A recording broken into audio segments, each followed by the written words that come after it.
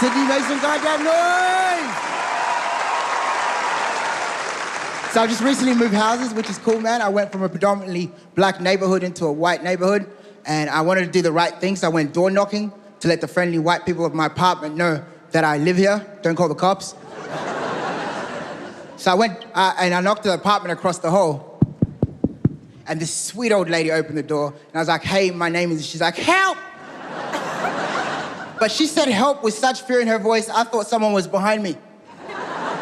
So I panicked and jumped in her apartment and locked the door. Oh, no.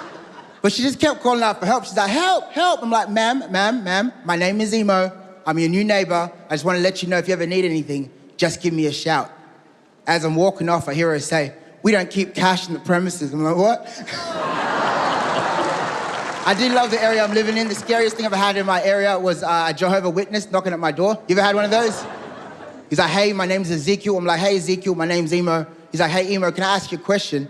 Have you found Jehovah? I'm like, no, I haven't, Ezekiel, but I can't do this with you right now because I have to take my daughter swimming. He goes, oh, okay, cool. Comes back a week later. He's like, hey, Emo, have you found Jehovah? I'm like, no, I haven't, Ezekiel, but I can't do this with you right now because I have to take my daughter snorkeling. Obviously, both of those excuses were lies because everybody knows black people don't swim. Third week he comes over, he's like, hey, Emo, have you found Jehovah? And I'm like, no, I haven't. And he just starts getting judgy.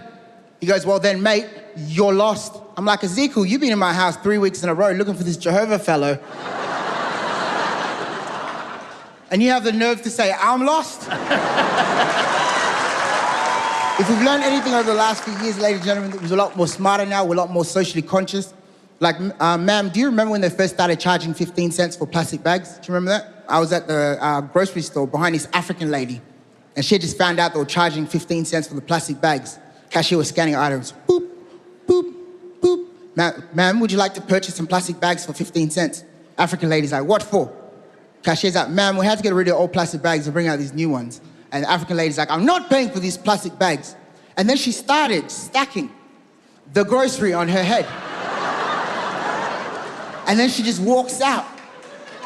The cashier's like, oh my God, that is some gangster stuff. But at the same time, I didn't want to get left behind. I was like, wait for me, mama. Ladies and gents, I've been Emo Majok. Thank you.